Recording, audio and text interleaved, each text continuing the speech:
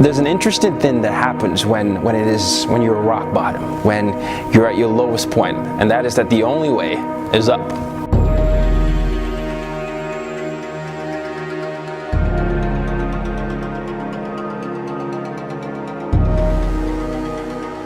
I know you're probably feeling down at this moment, and you've lost your job, you've felt like the world is against you. Maybe your finances are low and everyone is basically telling you, I told you so. People around you seem to be doing what it is you want to do. They seem to feel the happiness you want to feel. If we're really thinking about it, Marianne Williamson said it. Our deepest fear is not that we're inadequate. Our deepest fear is that we're powerful beyond measure. It's not our darkness that frightens us, it's our light that frightens us. And your playing small does not serve the world. It has never served anyone.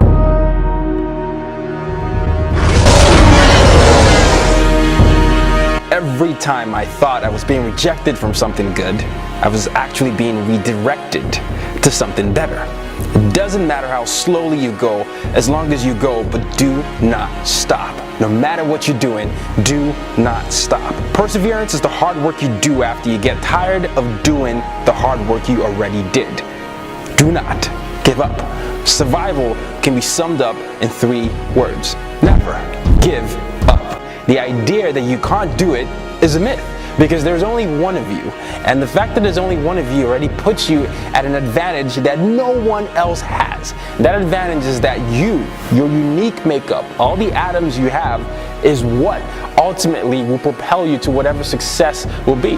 The idea of success is a relative term, but once you end up being the best version of yourself, you've already succeeded. I always say something, and it goes like this: use your difference to make a difference. Because once you understand that your difference is actually your superpower, everything else falls into place. Ultimately, you start to do things the way you want to do things. And the way you want to do things is what is going to get you to your ultimate destination.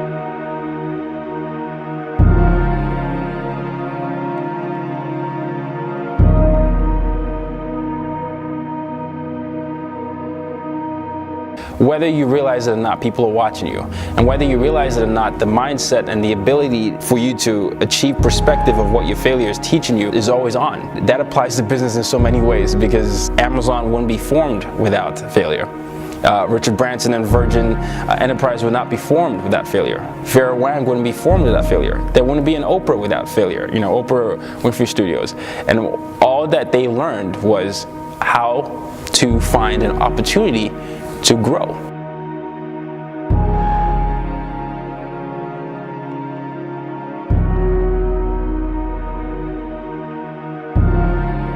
If you're experiencing failure, what is it that you need to do to be better and to deviate? Do you need to change an environment that you're in right now? Do you need to surround yourself around better mentors? Do you need to read more books? Do you need to watch more films, more documentaries? Do you need to practice more? Do you need to get back in the gym? All these things are things you need to do, but you have to start by reframing your failure as a moment of opportunity for you. Because if you're able to do that, then you are able to have the intangibles to be a great entrepreneur and a great business individual, because that is ultimately what entrepreneurship is. It is solving problems, and it's not running away when the first sight of trouble comes. It's always impossible until it's done. And remember, the word impossible literally says, I'm possible.